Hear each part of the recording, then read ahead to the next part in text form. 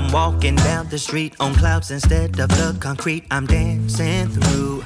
Everything's about to come my way, nothing can ruin my day. No matter what anyone does or say, I smile at news. No, I don't care, cause I am on my way up, and I won't stop, I won't slow down.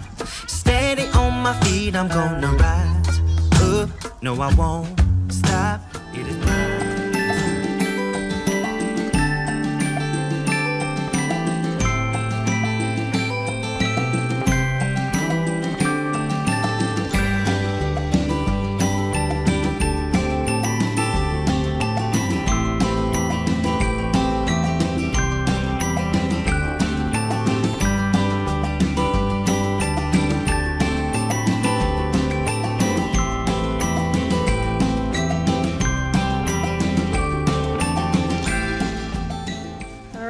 Welcome to Hawk Takes Flight. I'm Candace. Jeff is busy with the rig right now, but we are here at the Shiloh National Battlefield right near Shiloh, Tennessee.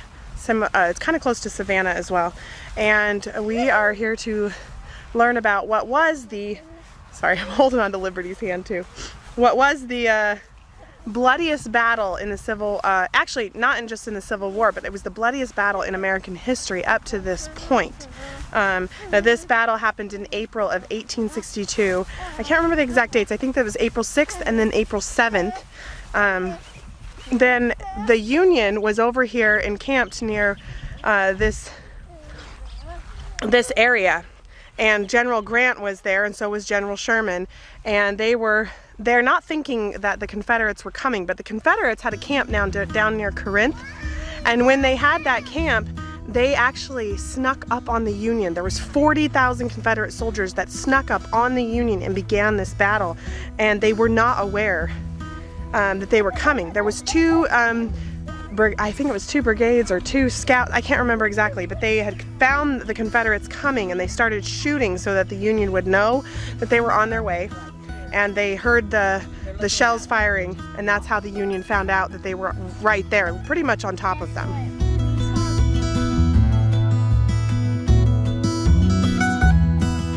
Okay, so the part about the Confederates coming up, and the reason it was such a big deal was that Grant and his army didn't have enough people. They were going to be overrun. There was way too many Confederates for them.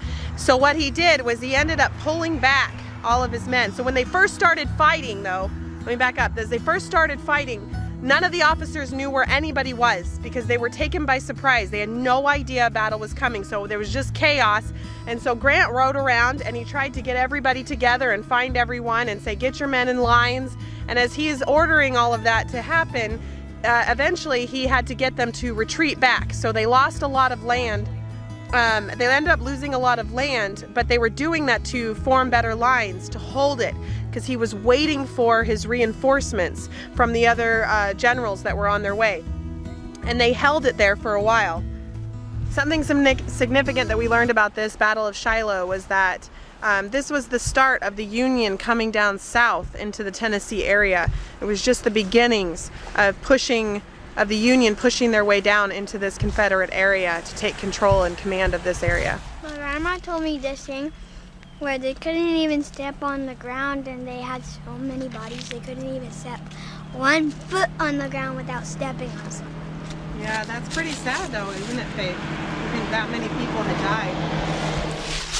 This particular battle also had, just like Battle of Stone River, even though this battle happened before Stone River, had 24,000 casualties in this battle. It was pretty awful. Look at the difference in these cannons. They're bigger! This one, yeah, they are a lot bigger than some of the other ones that we've had.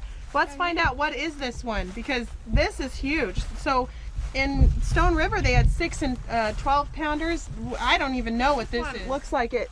Look how this one's tilted down. See? If you look at that one, it's tilting like it's going straight. Looks like it was gonna shoot. This one's going down.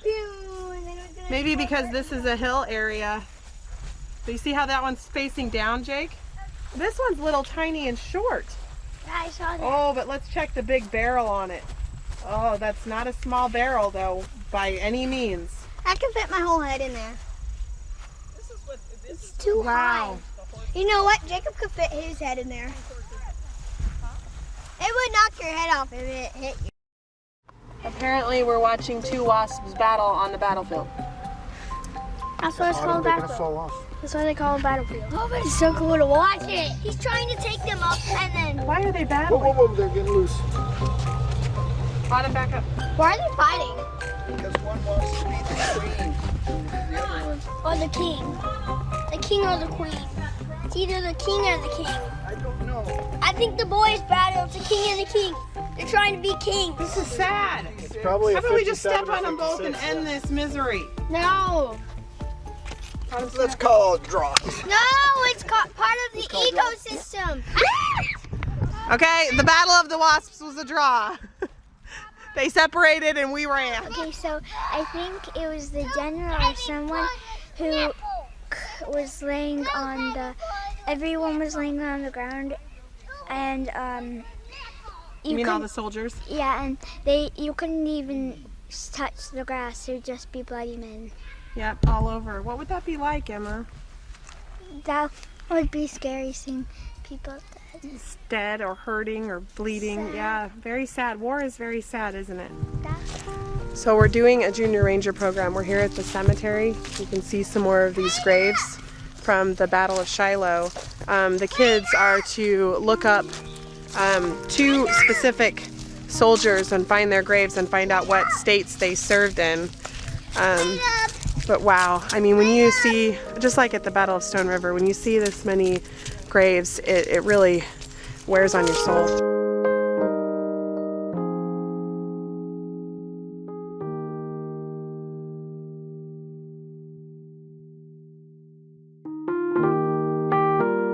Okay, so this is the area where the Union held the line, or one of the lines, and they had 50 cannons set up all along here. As you guys can see, look at all these cannons. I mean, it just keeps going and going. They actually have them way back into there. You've got a whole nest of them right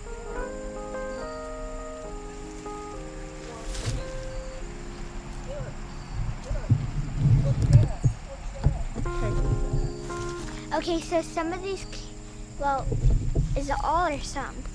Most of them. Most of these are... These what? Most of these cannons are real. They're from the real Civil War? Civil War, and... They're not replicas, are they? Nope. What do you think about that? Isn't that cool?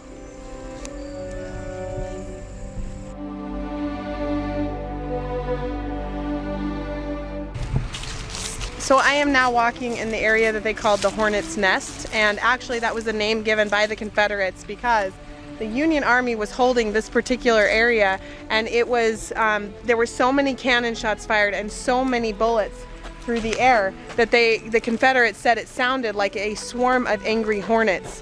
So they called this particular area the Hornet's Nest. How would you feel? Could you tell us how you felt if it's so loud it sounded like a bunch of angry hornets' nests around you? How would you feel? Scared. You'd be super scared, wouldn't you? Maybe crazy, maybe unsure what to do. How would it feel, Emma? I think I would be scared, and I don't know. Did you even know what to do? I'd be scared and sad because sad seeing all the people die. Okay, so the cost of the battle, and they're discussing it, was that the Union soldiers actually went and buried everyone. They buried both the Union, but they also buried the Confederate soldiers. And it was into June. Now the battle took place in April, the beginning of April, April 6th and April 7th. There were 2 days of battles, and they were still finding remains of bodies 2 months after. Can you imagine? I mean, think of all the battles in the Civil War, and here they are. This is like, this tour that we're going on stretches out 13 miles. So can you imagine finding that many? And it's 2 months later that they were still finding those bodies. Okay, and I also wanted to kind of show you like what they have here that shows both the Union and the Confederates and how many died and how many were wounded, how many casualties there was. So you can see the total troops of Confederate was 44,000 versus 66,000 of Union. 2,800 were missing.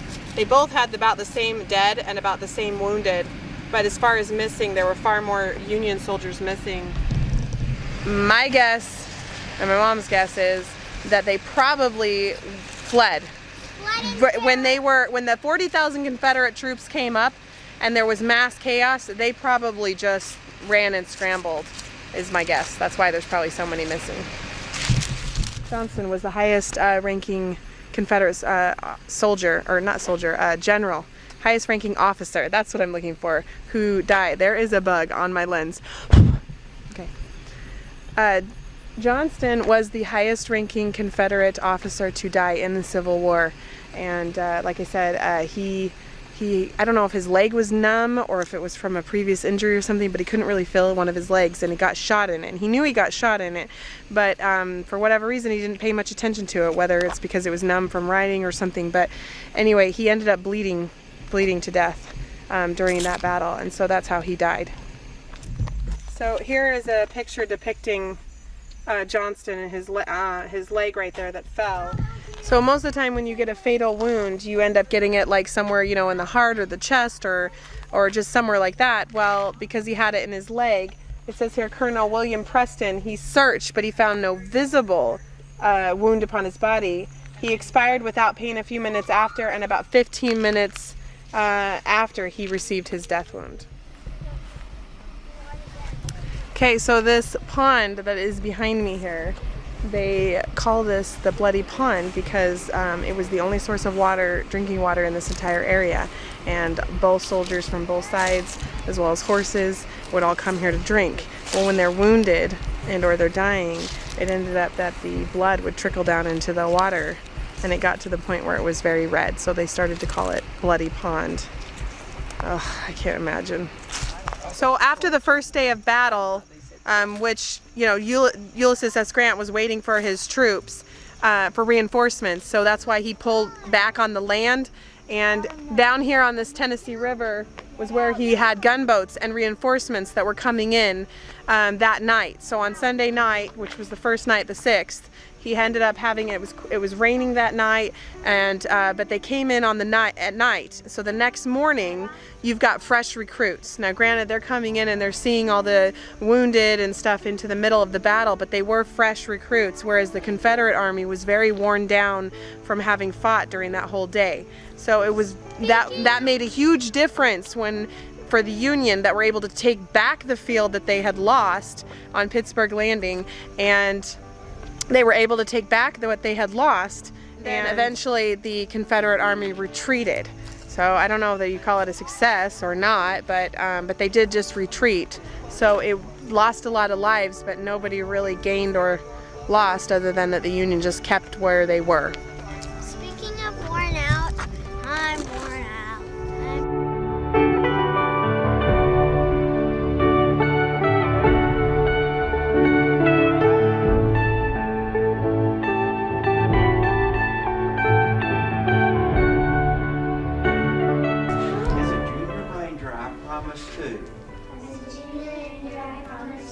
Learn as much as I can about Shiloh and my national parks, and share what I have learned with my family and friends. I will help the Rangers protect the park. Congratulations on all of you. Thank you.